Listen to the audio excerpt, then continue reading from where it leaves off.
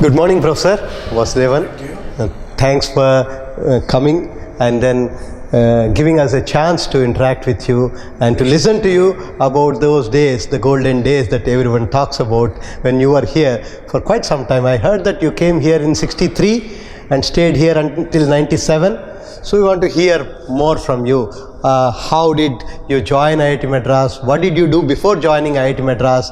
And then your days at IIT Madras, your academics and also otherwise. So we would like to listen from you about your whole experience at IIT Madras. Well, you could call it the musings of a Methuselah. You know, I will try to make it as brief as possible.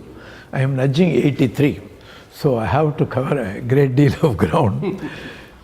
Since you asked about my early days, I came to Madras as a boy of 8 in the year 1943. You must permit me to use the term Madras with regard to Chennai, because that was the name of the city all the time that I stayed here. It's the name of the institute also, sir. It is still IIT Madras. It's still IIT Madras. Somebody tells me IIT Chennai, Exactly. I correct them. It Correct. is IIT Madras in By Chennai. Act of Parliament, it's only IIT Madras. So please, go ahead. So for me, it will always remain Madras only. So I came to Madras in the year 1943 when the Second World War was still raging. I still remember going to school and my mother was warning me. In those days, the Japanese were bombing. Madras was bombed by the Japanese. And my mother had told me in those days while going to school, I had to walk about 2 miles to go to my school. She told me what to do when there's a siren. There was a siren mounted in those days on all the metro stations. There was only one line from Beach to Tambram. And there was a siren mounted on each of those, and the siren would go off at the time a plane was coming. So my mother had warned me, the moment the siren comes on, run into the nearest place. If you are sitting in a classroom, run to one edge of the classroom, don't be at the center, and have a pencil between your teeth so that no explosive sound would lead you to bite your tongue and all that. So these were my earliest memories. There were air raid shelters all around Madras. And these were removed only in the year 1944, actually by my father, who was a retired PWD officer, who was charged at that time to remove all the air raid shelters. There was one air raid shelter removing something looking like a hard stone cylinder. That's what they will look like. And immediately opposite Kodambakam railway station, it was there. These things were removed. So that was my earliest recollection of Madras city. I remember the end of the war in 1945 when the symbol V was flashed on the sky from Meenambakkam Aerodrome in 1945 when Germany surrendered. I remember when India got independence in 1947. I was at school and we were all marched off to the playground and each of us were given one packet of sweets. Yeah, that was all. So I completed my schooling in the year 1949 and I was underage. In those days, you know, unless you had a minimum 14 years, 6 months, you could not join college. So I had to waste 1 year.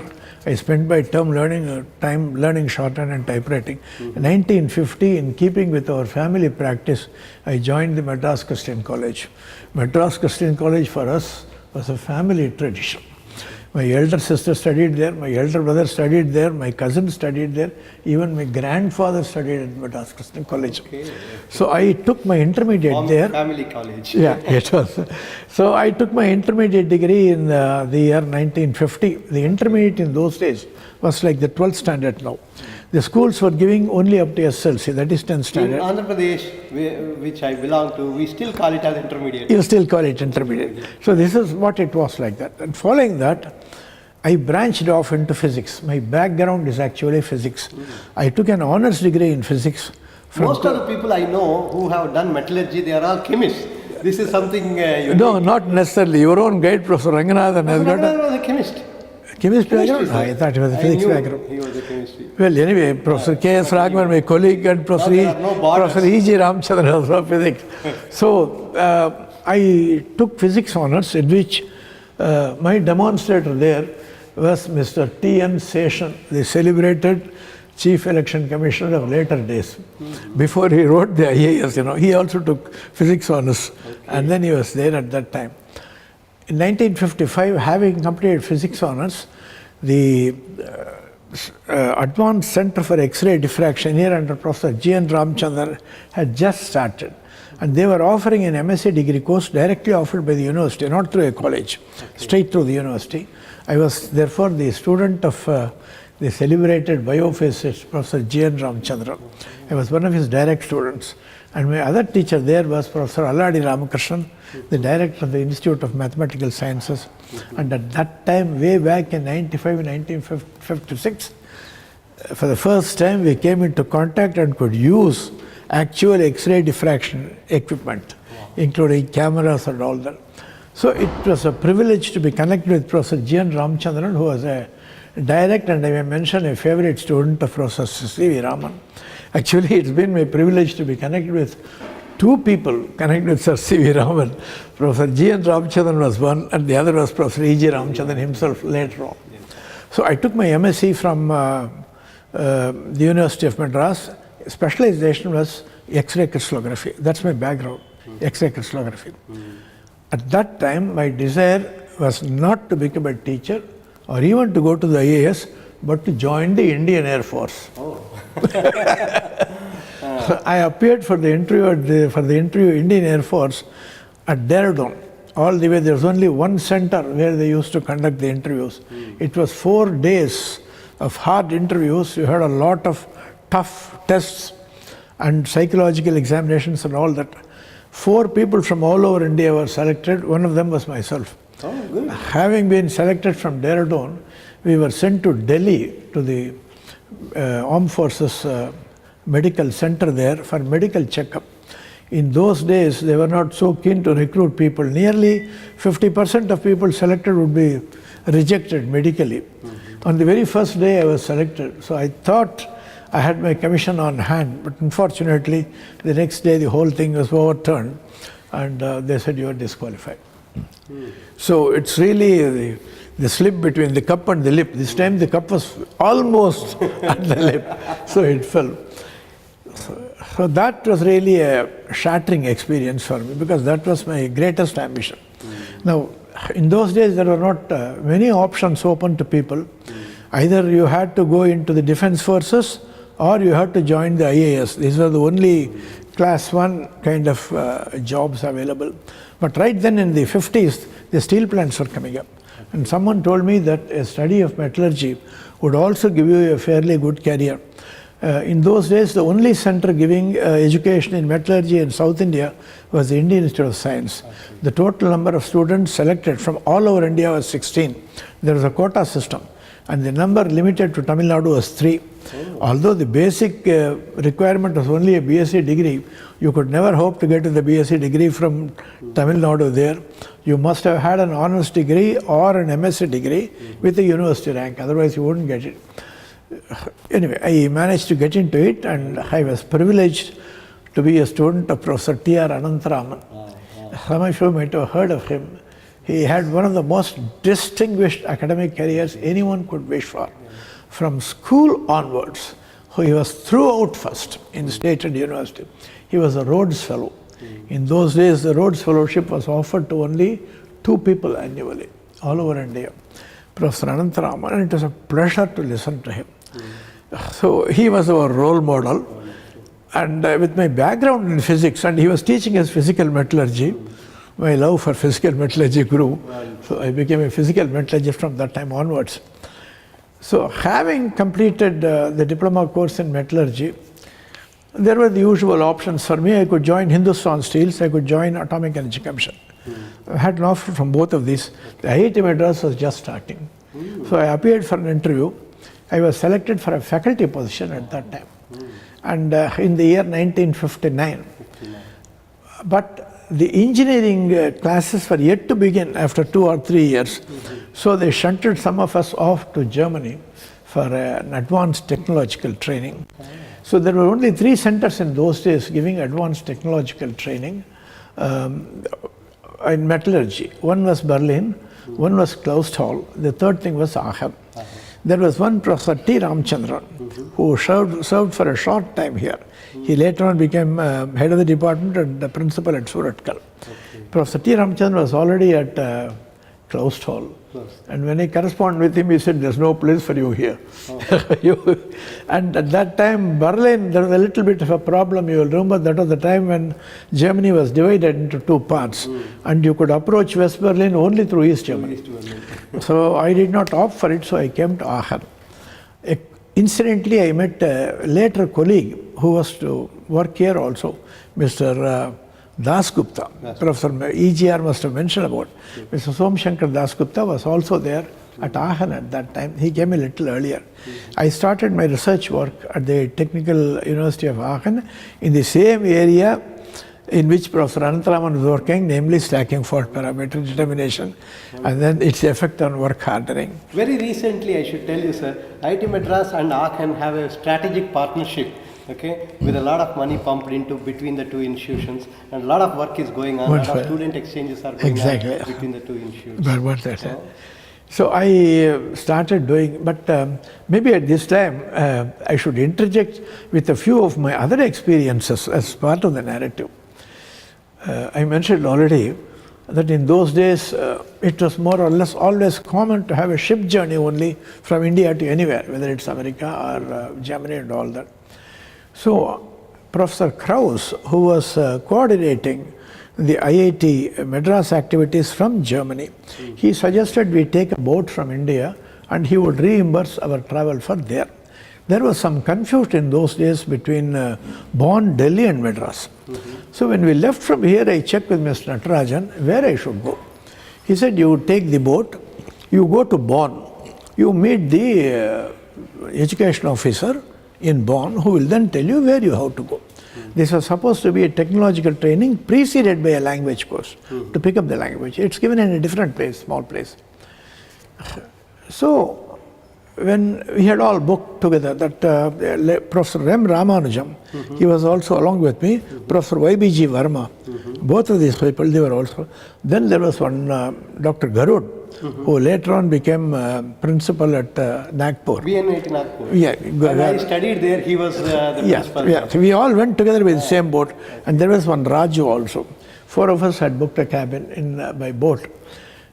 Just a few days before we were leaving, there was a telegram from the DAAD saying your tickets have been booked by plane.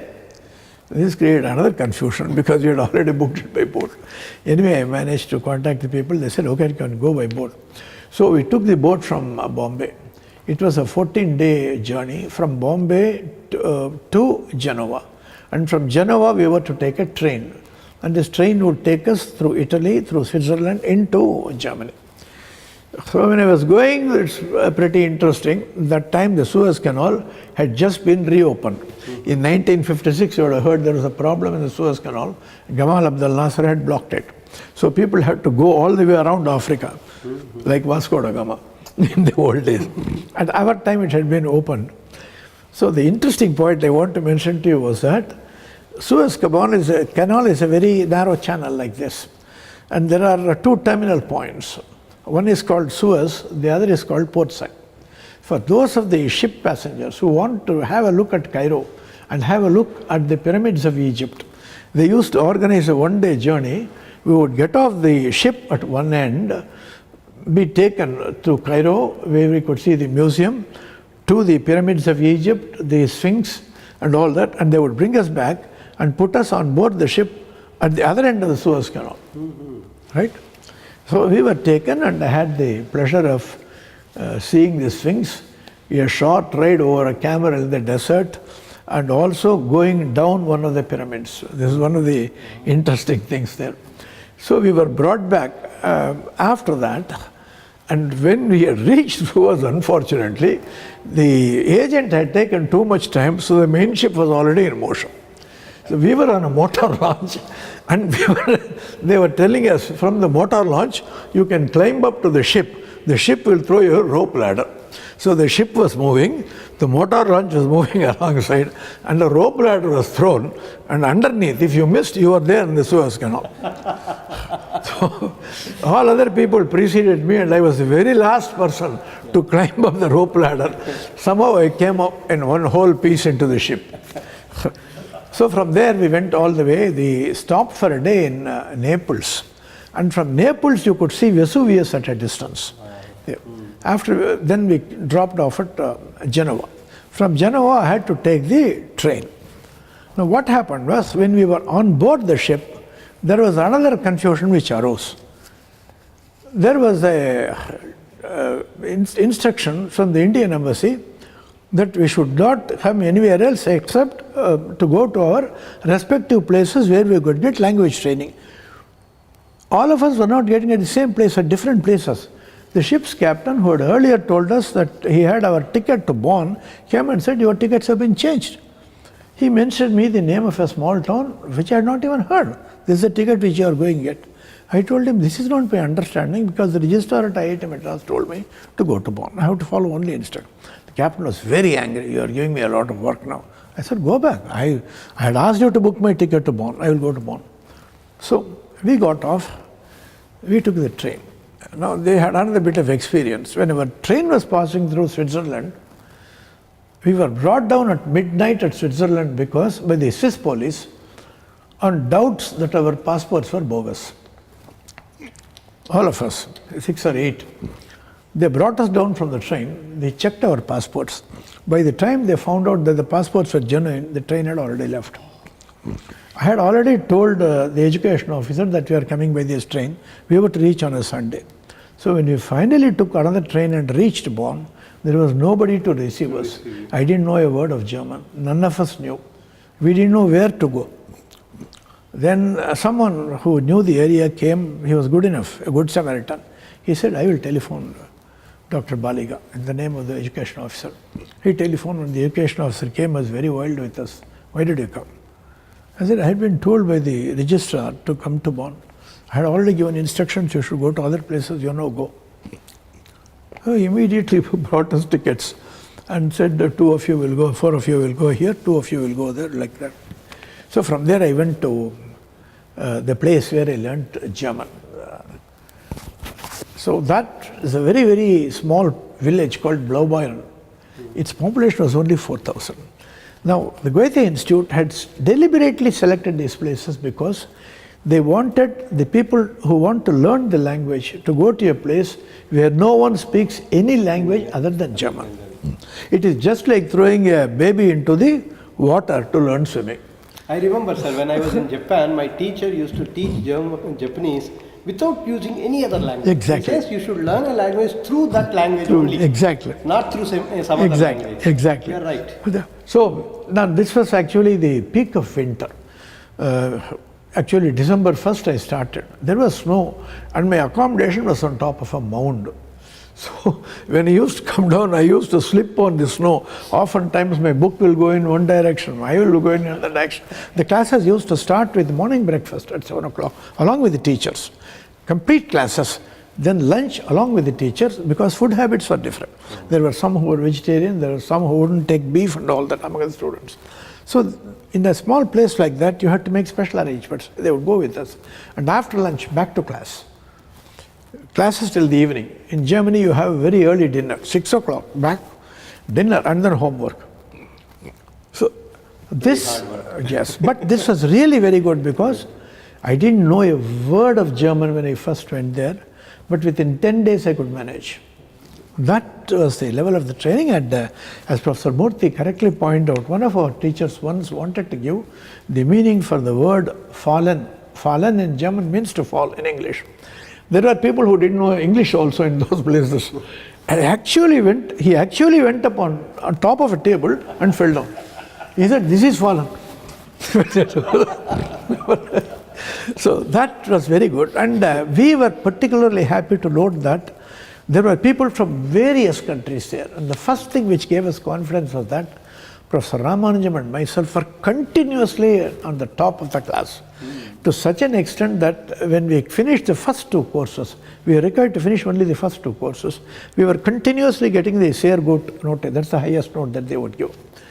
They offered only for the 2 of us the option, you could take the middle course, the double promotion, you could take the next one. No, I didn't want to take it because I was not too sure what note I would get.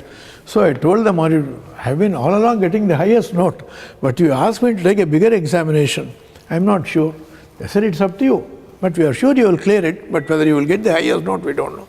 I said, I'll go along with the usual one. Professor Ramanujam took the higher examination and cleared it. We were the only two people who were offered that kind of option. So following that, I went to the University of Aachen, and where I started work on the stacking fault parameter studies. Now, it was when I was there that I came to hear that Professor E.J. Ramchandran had taken over as the first professor and head of the department here. Now, while at the University of Aachen, I had a boss whom I will remember as one of probably the finest persons I've ever met. What should I say? He was more than a gentleman. I found him a nobleman. He was extraordinarily kind to me. Extraordinarily kind, considerate. So I was very happy to work under him. And therefore I also took advantage. Sometimes I would go on a journey. As a doctorate student, he gave me the privilege of having some diploma-orbit students, people who are doing the diploma in Germany, which is equivalent to the master's degree in Germany. They had also do a project work. So that could be a part of my project work, and he said you can pass it on to them. So I used to pass on some work to them and take off myself to look around France, here, a place like that. So one of the things I want to mention to you again, which is part of what you have mentioned here, was a camping trip I undertook all the way to the North Cape. The North Cape is the northernmost point of Europe. Northernmost point of Europe. I am referring to the year 1961. So there was a German colleague and his fiancée and myself. There was a German Dauphine, Renault Dauphine car. I had taken my driving license in Germany, so I was entitled to drive. And my other friend was also entitled to drive. So the two of us, we went camping. So we had to take tent accommodation with us. We had to cook all this because it involved a round trip of 8,000 kilometers to be completed in 30 days, less than 30 days. And we were not so rich that we could afford more than 800 marks. The old currency in those days was the German mark. In those days, the German mark was about 1.25 Indian rupee. That was it. That was all we could afford. So we could go only by camping. So we did take a car, and I told him that I would prefer to take the highway. It's easier for me to drive. You take the city driving. Were there any speed limits those days? People say Germany is the place where there are no speed limits. Okay. What about those days? Yeah, actually, I will mention this to you. When we were... I remember 96, my host drove me in a car at 250 kilometers per hour. Yes. Until I saw the speedometer, I can't make out that it is actually 250. Yeah. It was so Autobahn. smooth drive. Autobahn. And if it had been Mercedes, you will never feel it. They will always say the Mercedes engine is absolutely silent. At whatever speed you will go.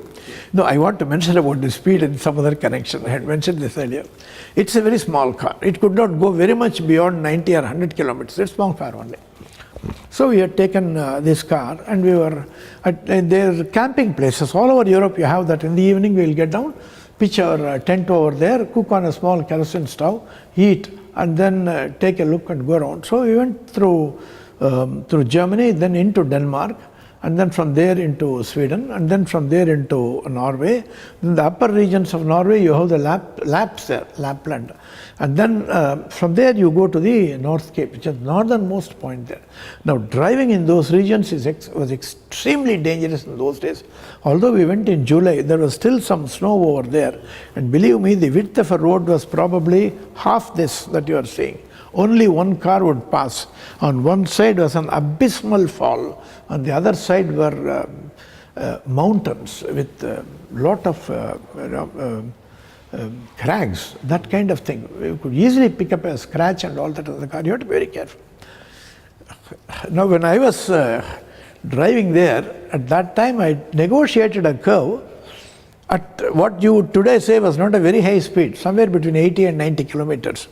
For some unknown reason, the car sprang away from the road, crossed a ditch. Fortunately, where we were going, there was a little expanse. Jumped along a ditch and came, fortunately, right side up on the other side. They shook us no end. But we came out in one whole piece. We got out.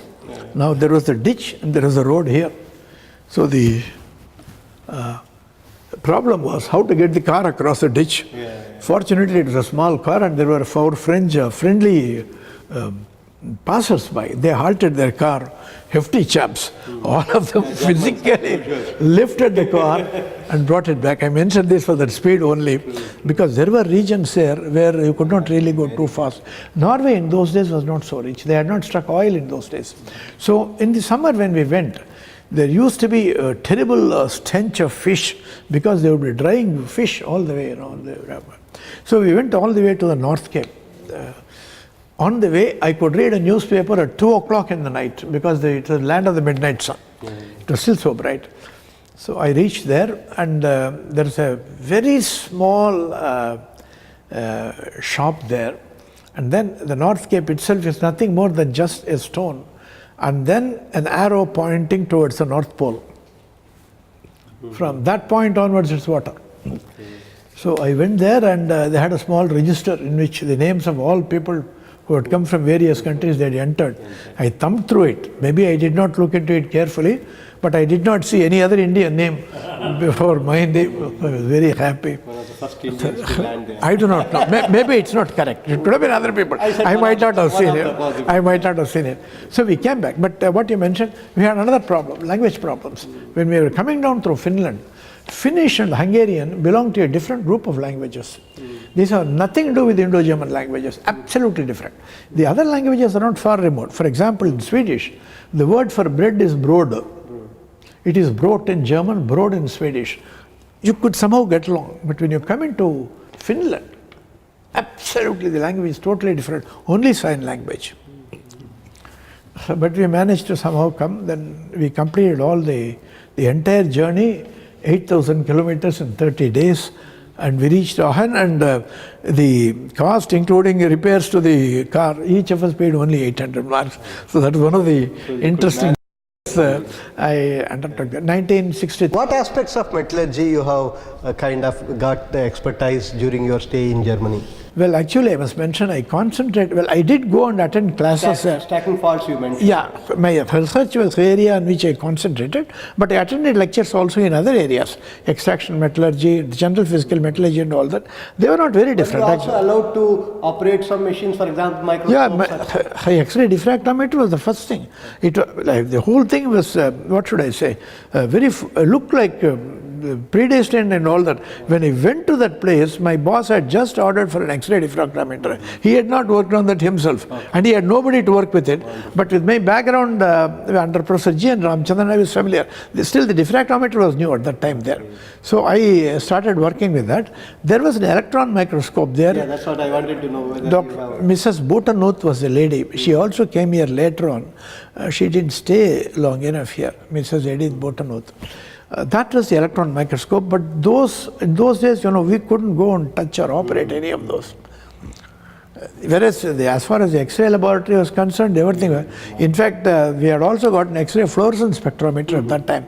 My boss asked me, can you look after both of these? I said, no, that's not possible. So it's later on passed on to a Hungarian colleague.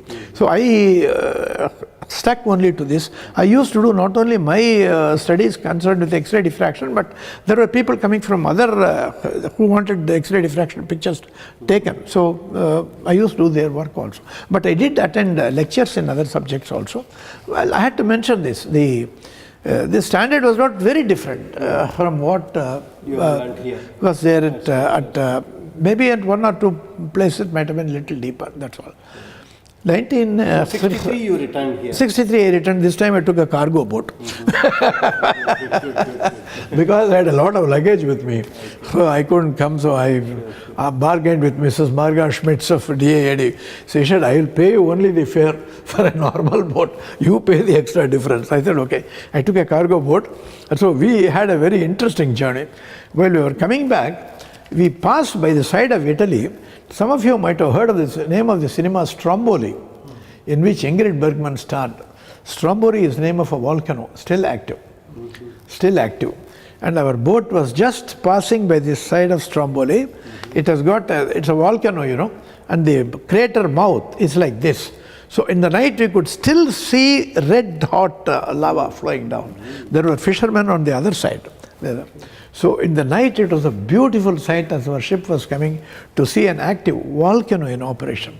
Then from there we came and the monsoon caught us somewhere. So this is very interesting because the ship was oscillating violently. Now in a cargo boat, passenger accommodation is like first class accommodation. So I had a cabin all to myself. Now it was some kind of what they call Klappbett in German, folding bed. And there was a ring on the wall. This was to allow for the fact that you don't fall down during tossing of the ship. So I had to hook my hand through the ring on the wall so I should not fall down. It was really oscillating by about a minimum of 45 to 50 degrees because we were in the middle of a monsoon. The more embarrassing thing was that when I came down for lunch, we were only a few people. So we were sitting like this, Our plates were all there. So when the ship was taking a toss, I was often eating out of my neighbor's plate. So of course, which displeased him. So I reached India back in late July 1963 and joined duty on 1st August 1963. We were all put up in a few rooms in the metallurgy workshop bay. The MSB was not yet completed. Prof. Ramchandran was sitting on top. We were also sitting over there. My colleagues at that time, Dr. T. Ramchandran, who had already returned, Professor S.S. Dasgupta, and Mr. Ramakrishna Iyer, who was there at that time. Raghunath Rao, he was also there. There was one Venkatraman. So far, it's not too many people. So metallurgy was all in one building, the workshop? Practically, they were. So the crates were still being opened. Farming did not come up? No, the crates were still being opened. You won't believe it. The very first batch which graduated out of IIT Madras in 1964, they graduated in the year January, not in July, because following the Chinese invasion, there was an acceleration of the courses. And all the courses are required to be completed by January. So with the effect that the very first batch graduated without ever having taken a peek into an optical microscope. Oh. The crates were still being opened. Okay. The crates, and unfortunately the metallurgy department was planned by a few people who belonged to mechanical engineering. So they were not all really familiar. So we did not get the kind of equipment we needed. The only X-ray unit we got was the outmoded Seifert X-ray unit, an unstabilized unit, 57.3 millimeter camera. That was all that we had on that camera. You couldn't do any kind of research work with that kind of thing. So I felt really lost. After coming back here, I couldn't do any work in the area of X-ray diffraction until we got the X-ray diffractometer here. This we got thanks to Dr. A. Ramchandran. Dr. A. Ramchandran came as a breath of fresh air. 1968, he brought research into IIT at that time. So we were to get some X-ray facilities, and I had gone on a Humboldt. So I was one of the first to go on a Humboldt, myself and Professor B.V. Rao from IIT Madras. So Professor Ramchandran knew about this. I was working in X-ray diffraction. When he came back in 1969, he said, we have an arrangement with Germany, about 200,000 German marks worth of equipment to come, but we want to have a centralized facility because you can use it, chemistry can use it, physics can use it, we cannot have separate. So we will have one centralized facility. So our central XRD came that way? It came that way. So he asked me, you plan it out. Okay. So I planned out 6970. 6970, but the equipment had not yet come. Okay. To place an order, Professor Zurn had come from Germany. He was helping us in getting all this equipment. So we had planned this kind of thing. I had worked with the Philips unit there. So I said, I prefer a Philips unit, Philips diffractometer. Professor Zurn helped us. Otherwise, we might have got other units. So he constituted a committee of which I was the convener. And there was Professor Aramdan of chemistry, Professor Ramanamurthy of physics. These were my other two people. And myself as a convener.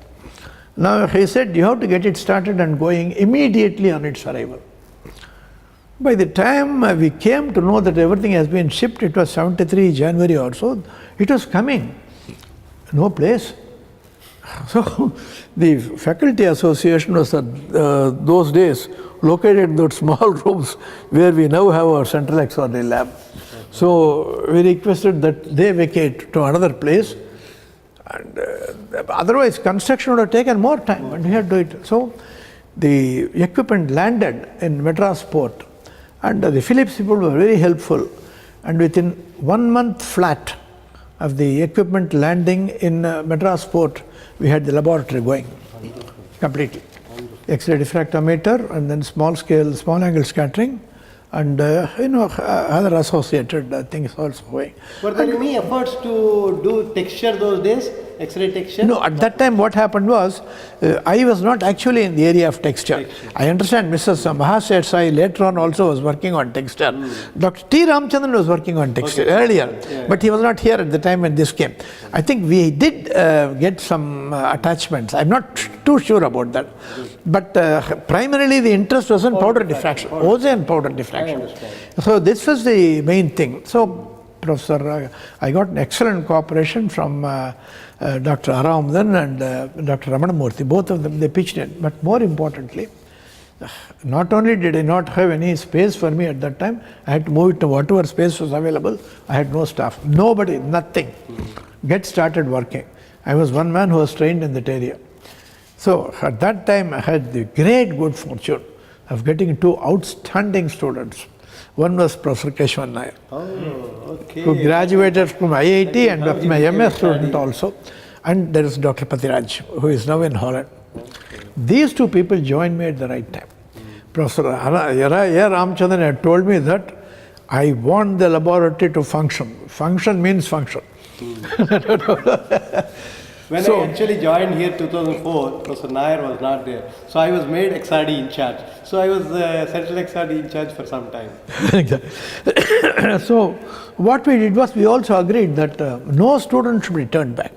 So Dr. Keshwan Nair, who started working, that time fortunately we also had the service of Professor Maharov from Germany. Professor Maharov is a very well-known person in the area of residual stress analysis. That's how we started on residual stress. He came for a 1-month stay here. So he came to our XRD laboratory. At the same time, Nair was there, Patiraj was there. So he instructed, he personally used to spend time here, night and day, and set up the facility, trained them and all that. Subsequently, residual stress measurements from here passed on to BHL. Building Research Institute. A lot of industries, Ashok Leyland, and a number of industries come for residual stress analysis. From here. After that only we got the Rigaku X-ray diffraction unit and all that. Now, Mr. Vardachari joined us at about that time. He was alone. Once again, had practically no staff. Nair, fortunately, Nair, my MS student, got the job as an STA. That was something. Patiraj still continued as a PhD student. Then there was one Miss Meenakshi, I don't know if you remember her. She was loaned to me by Professor Aramdan as a technical assistant. She is now in America also.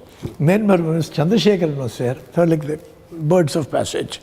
And when they left, I didn't know what to do. I met Professor V.S. Raju. He said, I have a man working with me. Do you think you can train me? I have no need for him. I said, give him to me. That's how Vardachari joined us. He stayed with us. And about 2 years back, he retired. He left. So actually, the laboratory, I must say, I was in charge and in general fashion, but the real development, I must openly concede, was due to Professor Keshwan Nair, who was my student, and Dr. Patiraj. Dr. Patiraj subsequently went to Holland, where our work done here was recognized, and Professor Kolster from the University of Twente, he was taking people from here. So Professor Keshwan Nair had gone there. I also was invited twice. He had a Center for Advanced Physical Metallurgy there. They were working on residual stress also. So, by that time, did any electron microscope come into IIT? Yes, electron microscope had actually come a little earlier.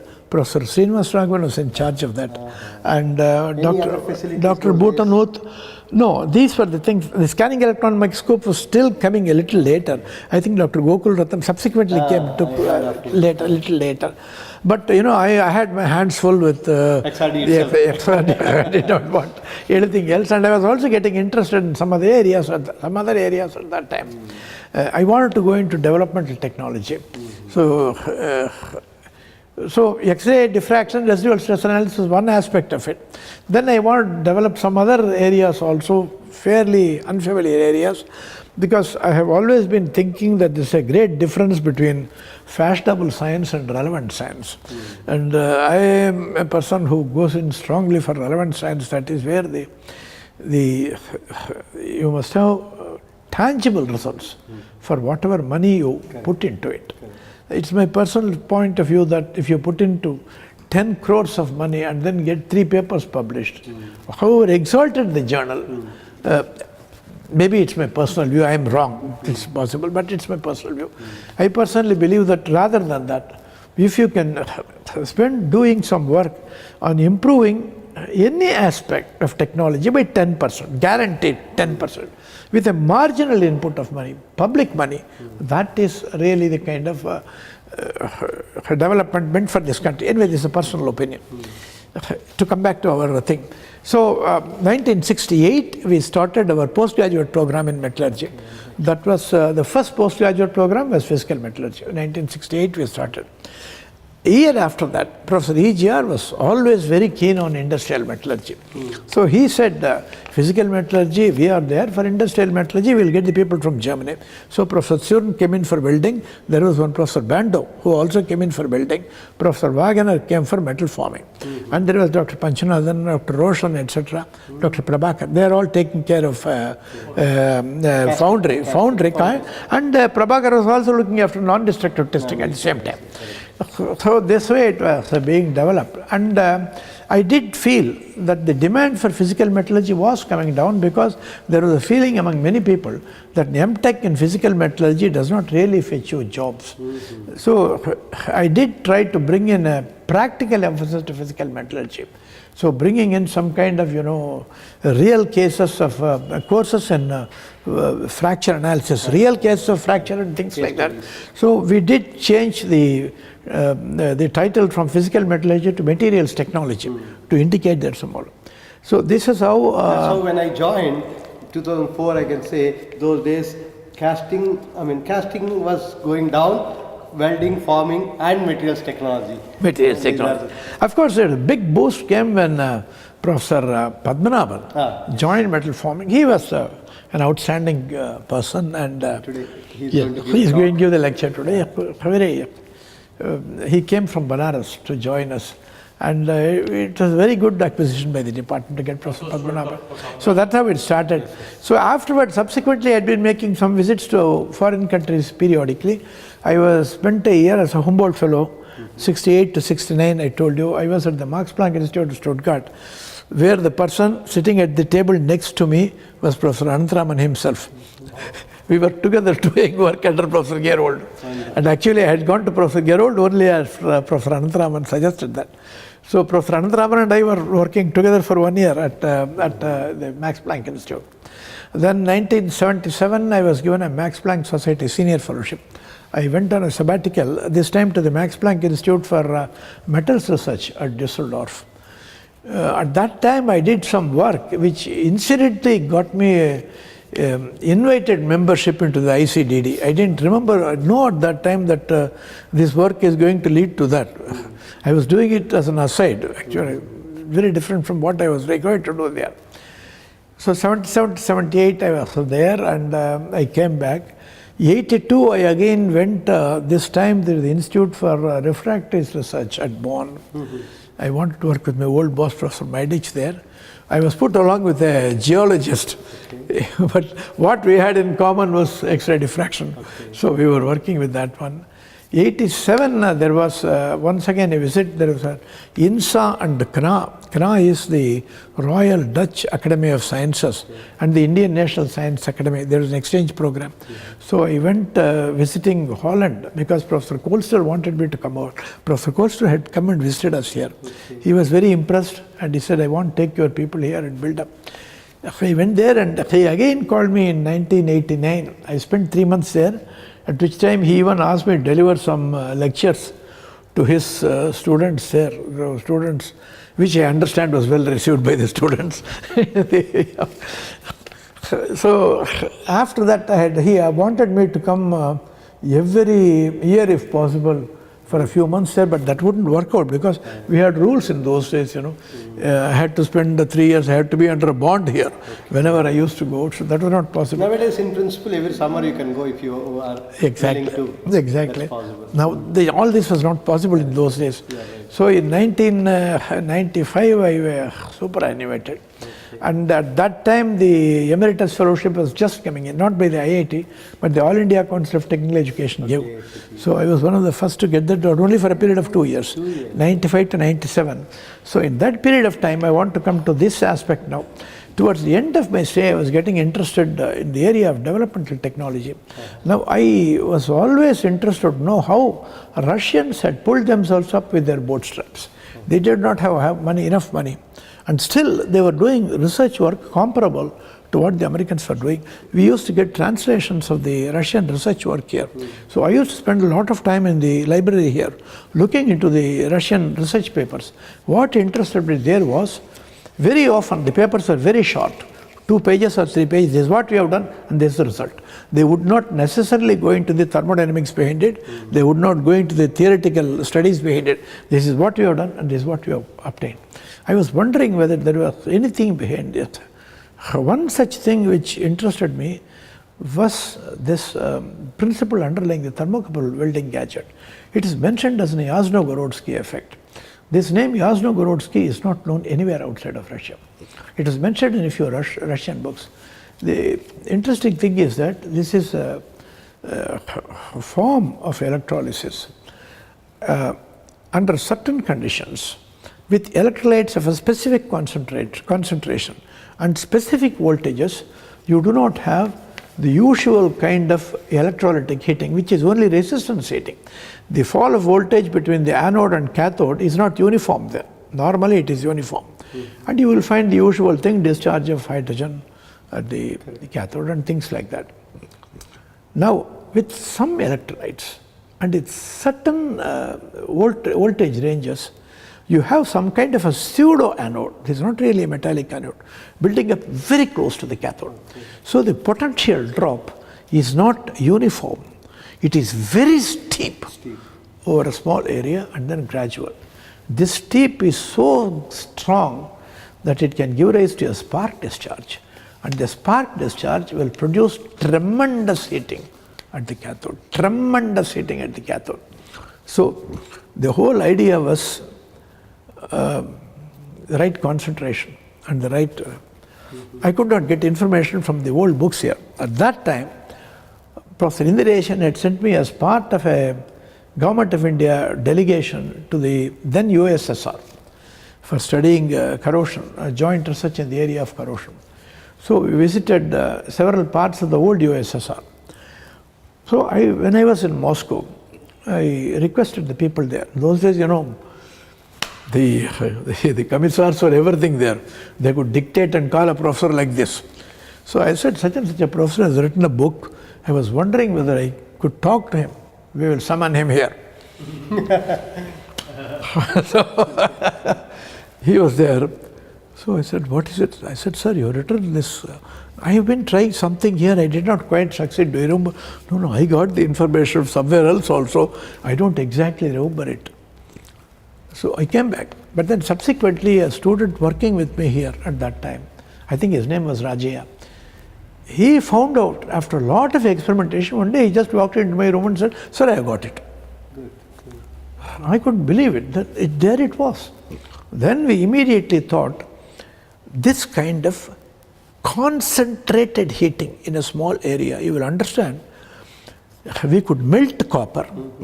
We could melt copper, and at the cathode it will drop down, and if you touch the electrolyte, it will be at ambient temperature. So almost the entire heat was concentrated now. Because of this, there was no energy loss. Okay. So I got one of my students, Papa Rao, to do actually these specific measurements in the electrical engineering department with regard to power consumption. We first of all took a very large transformer that was found to be a wastage.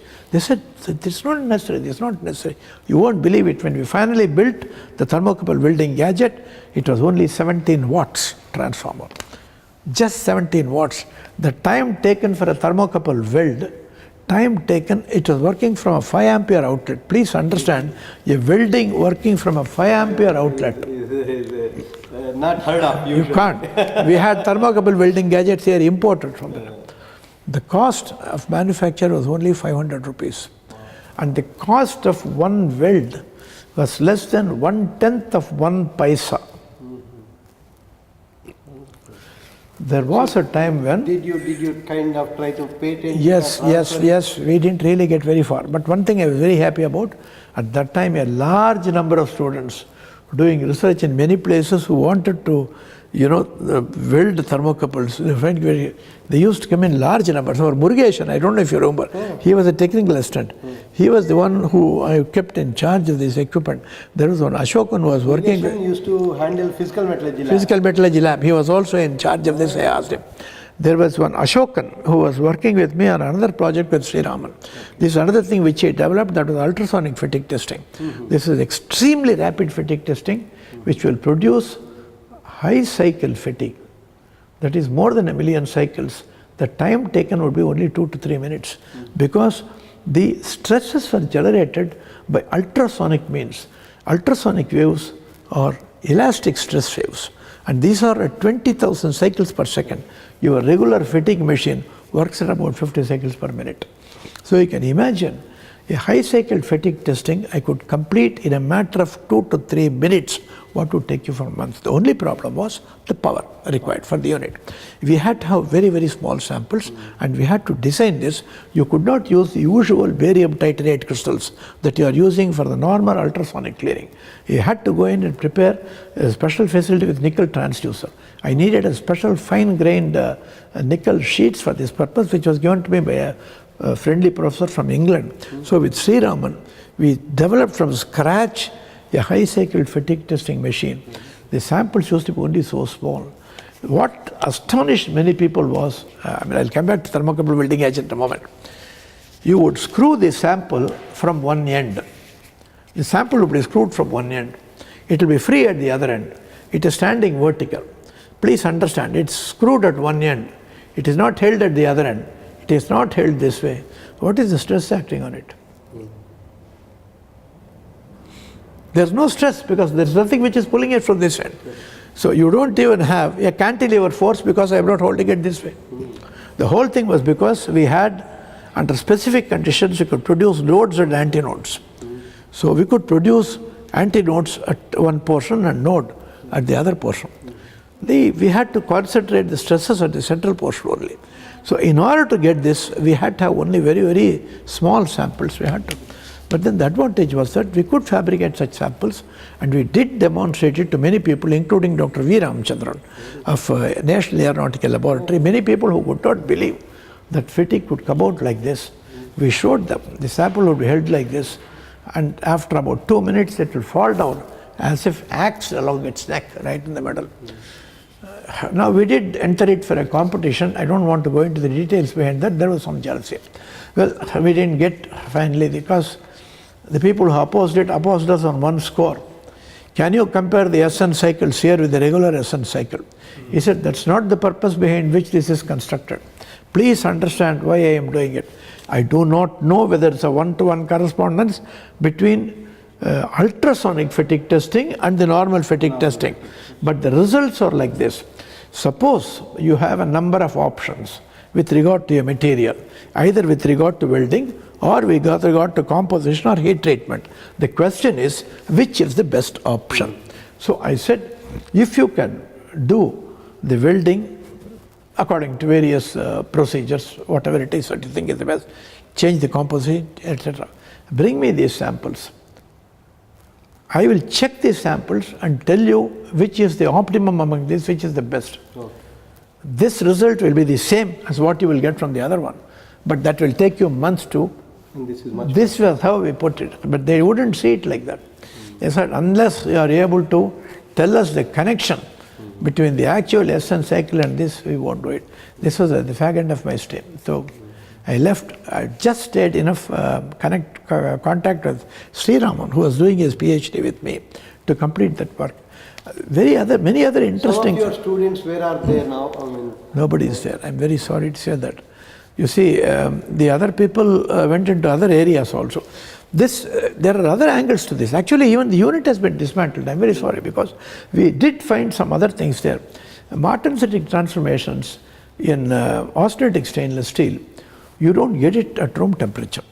You will get it only at sub-zero temperatures.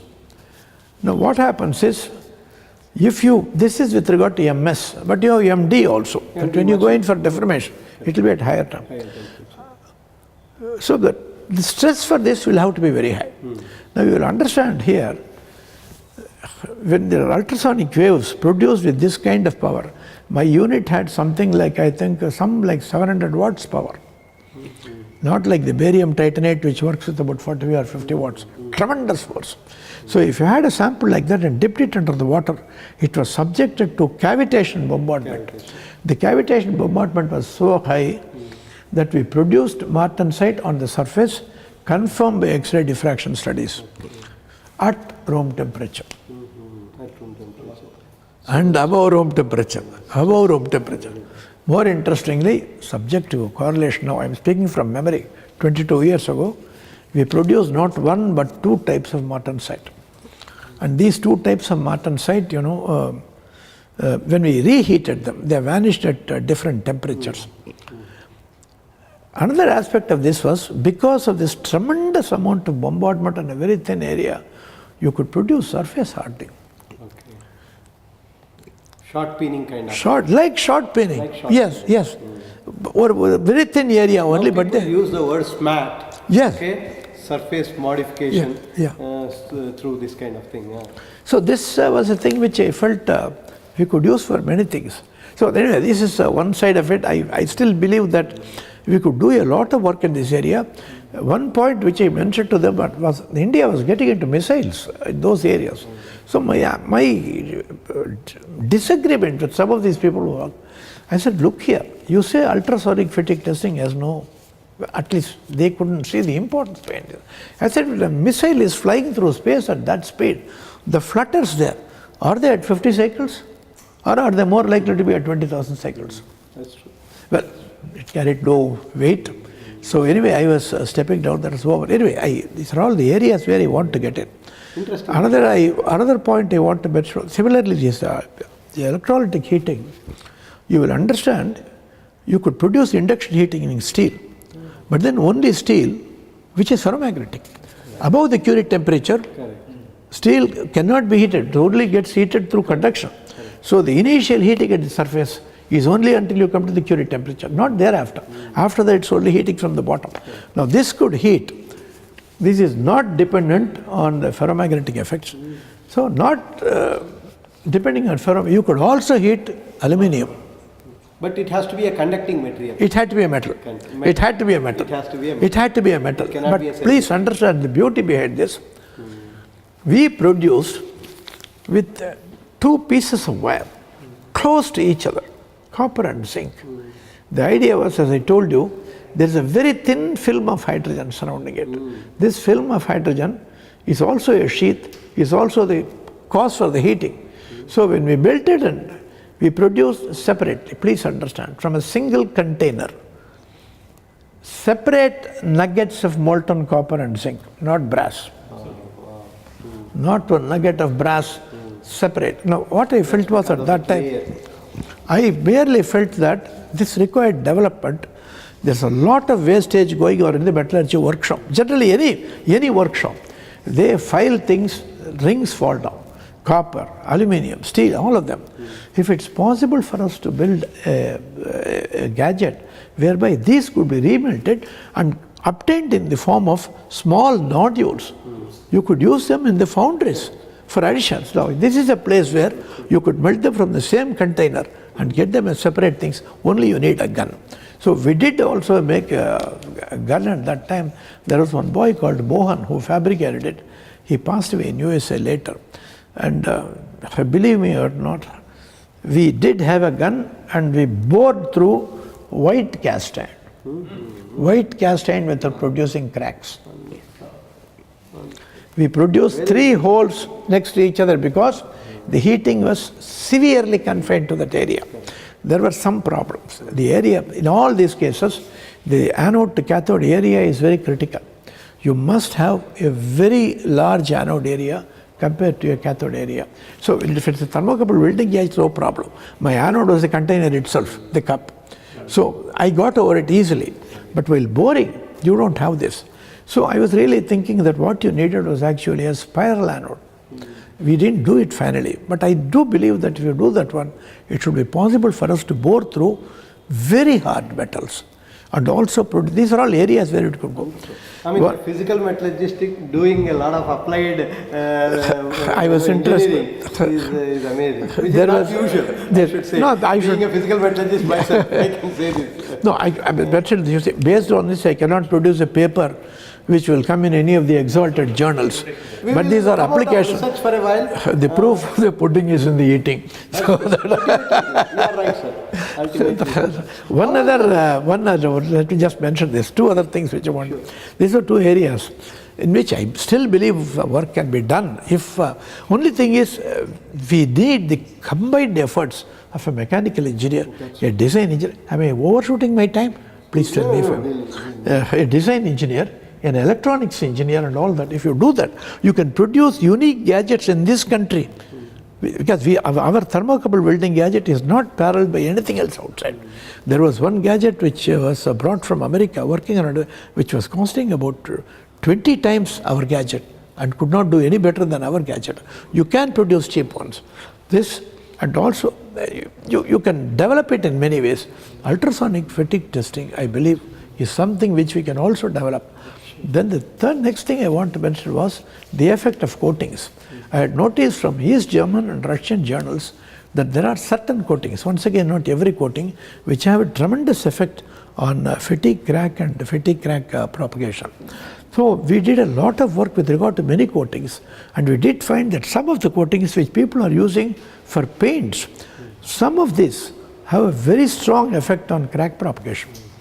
So we were able to identify one or two resins and paints which could really, this we actually tried in our auto workshop. They sent springs to me. In our house, my wife and I used to clean the leaf springs.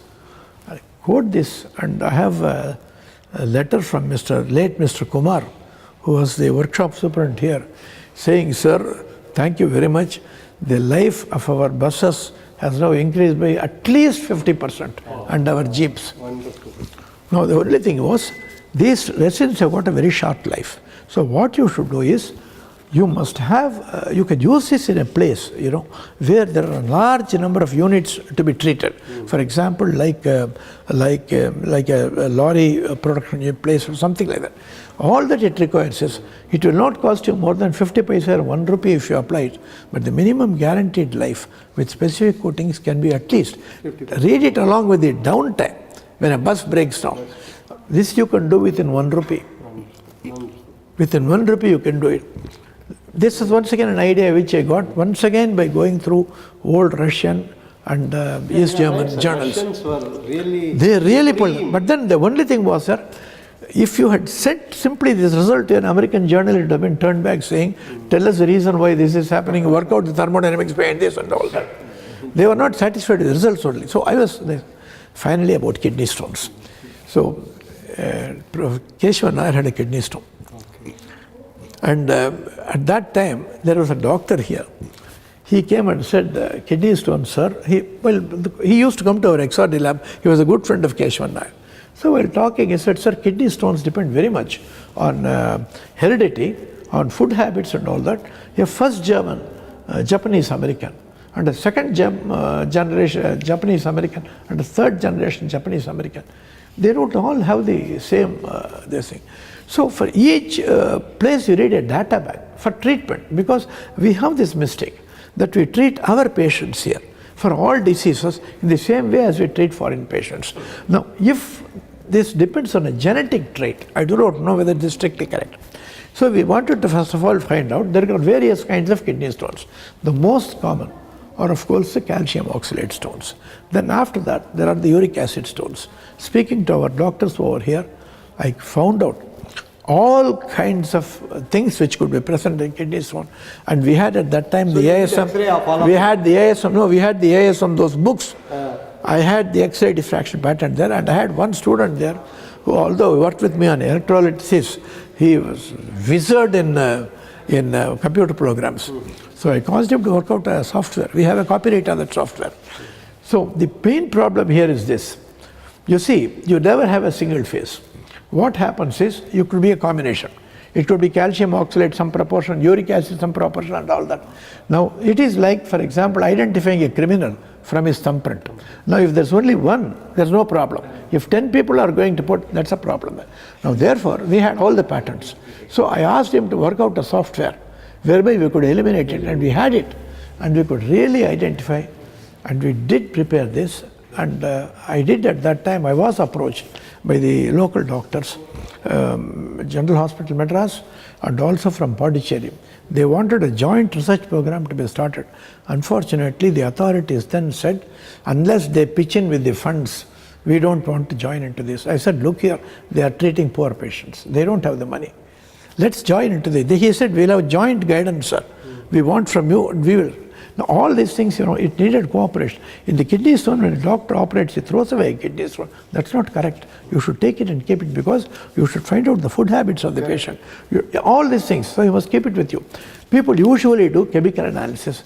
There's a problem, because there are many allotropic modifications of the same chemical formula. Chemistry cannot differentiate. By XRD, we could do this one. We did find, and we had a collaboration with a doctor from Trivandrum. 99% of chemical analysis under XRD, absolutely they overlapped. And in the remaining 1%, I told him, your chemical analysis is wrong. I go by XRD data. So now we want to prepare a data bank. We could not prepare the data bank. This is only for kidney stones. Kidney stones are always very highly crystallized. Their kidney stone patterns are very sharp. There's no problem. But then when you come to gallbladder stones, these are not very well crystallized, so you usually get a very broad pattern. Now, identifying them is a little difficult. I think if one gets into read-weld analysis, for our software program, we didn't have the read-weld analysis built in. If you do that, if you study the gallbladder stones, which are not nearly as well crystallized as kidney stones, as well as other deposits, I believe this would be an area where we can go in. Finally, archaeometallurgy. Any other aspects of your stay at IIT Madras you want to recollect? For example, your relations with the students? Yes, I will tell you one thing, life, I enjoyed my life with the students, and I have no hesitation in stating that I have often learnt from my students. I have often learnt from my students. It's always true. I went, after about 25 years of service, I was once asked to give lectures on material science to electrical and electronic engineering students, because nobody else wanted to take that course. KJ Layer forced me to take that one. That was a large part of theory of metals and things like that. How was the campus those days when compared to the campus now? Yes, there were, far fewer buildings than you have now. Okay. There was a far larger share of nature itself at that time. And all of us, as I was telling him, many of us had gardens in our houses. So we used to have garden competition, and maybe water scarcity has slowly created a problem for gardens. Fewer vehicles also in those days, and by and large, it was a very, very beautiful campus. I can only put it like this: if I have the option to relive my life all over again, I would like to serve again at IIT Madras. Thank you very much. Professor Swami, you wanted to say anything? Excuse me, I just wanted clarification. The metallurgy department was involved in teaching BE metallurgy students of Madras University. Yes. Remember? Yes. Did you teach any course like 17? Yes. I used to go there because Dr. Kurandai Swami was at that time dean there. Dr. Kurandai Swami was at that time dean, and I was asked to go and deliver some lectures over there. I also, that's why. Another thing is, your brother-in-law, Tatachar. No, brother-in-law, Tatachar, yes. And he was a member of the Senate also. Was he a visiting professor? Your brother-in-law, Tatachar? No, he came only for a short time. No, was it for 1 year? But he was a member of the Senate. So Right. Must have been the professors of land. Did he work on anything called Kirlian Photography? Yes. Kirlian photography, that's something which I don't know how many of you see, Kirlian photography borders on the arcane. Can life exist after some part is cut? This Kirlian photography did demonstrate in the electrical engineering department at the experiment is like this. A leaf is there, the leaf is excised, a part of it is excised and cut off. And then this was done in our electrical engineering department. Electrical radiation cast a shadow thereof, including the part which had been cut off. Oh. It was also visible. Did he make with the electron microscope, or how did he do it? Yes. Electron microscope. Yes, but I don't know the full details. I know about this particular thing. This created a lot of sensation at that time, including the governor at the Raj Bhavan. He was interested. He called him. He said, I was interested in seeing this, but this was really the case. Even after a thing ceases to exist, certain kinds of radiations can detect the absence. In fact, why I'm asking you is I told Prof. Murthy also, a doctor, a neurophysician in medical college had tried to make use of this technique in order to find out even the people who were buried as Jiva Samadhi. Yes. Jiva Samadhis, he had tried to investigate. Yeah. Actually, Professor Tatachari went back to America afterwards. He was very much interested in Kirlian photography, but he was also a great scholar in Sanskrit and many other things. All side, biophysics also. He was a close student of Professor G. N. Ramchandran. He was a professor at MIT, he was a professor at Stanford. He contracted cancer and then finally he passed away. And he was working in this area. You are right, Kirlian photography. The photograph was taken here in the electrical engineering department. I see. Having mentioned that, one thing I forgot to mention is my interest in archaeometallurgy. I mentioned to you, India is a country where, we have iron and steel going back to periods when the Westerners were not aware of this.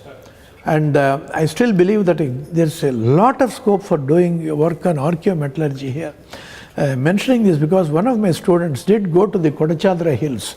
At Kodachadra Hills there is a small pillar. It was supposed to be made out of iron. Going there was very difficult. He told me he went by bus and then he went by walk, lived under a tree, chopped a little bit of that came. We analyzed in our laboratory. The purity of iron was 99.5%. 99.5% iron in a piece of pillar where the annual rainfall was 650 to 700 centimeters a year. And we don't have radiocarbon dating, so we cannot tell the exact date of it should be a few centuries at least old. But where we were lacking in those days, we had done also some work. We did not have the support of radiocarbon dating nor thermoluminescence dating. If we do this at Mel Sirvalur and at other places in South India, there are many things which go back easily to 1,000 years and more than that. We could do a great deal of work. And I think we should start archaeometallurgy, at least to respect our forefathers who are, actually Konasamudram was the place from which the Damascene steel went, who made Damascene blades and all that. Sir, before we close, any message that you would like to give to the younger generations? I really don't know whether I am qualified to give any message. I find the younger generation has, they got much more knowledge than what I have. The knowledge which I have is very small compared to the knowledge what... To be honest with you, the kind of passion that you people had, I think that is something which is missing. Maybe they have knowledge, they have information available, but the fire to do something is... All I want to mention was that do try to get into the area of developmental technology. All I mention is, this is something which is an article of faith with me. Do try to work with a small amount of capital and try to see if you can produce definite, that should not be arbitrary, definite results. If you are able to produce a 10% guaranteed improvement in the performance of any product, after, let us say, investing a few thousand or a few lakhs of rupees for it, it is worth it. So do go into it. There are a lot of, all around you, areas are available for research. And we do a lot of fundamental research, it's probably very good, I'm not denying that. But there should also be a place for developmental research. Thank you, sir. Thank you very much. Wonderful. Thanks for coming. Thank you, sir. Thank you.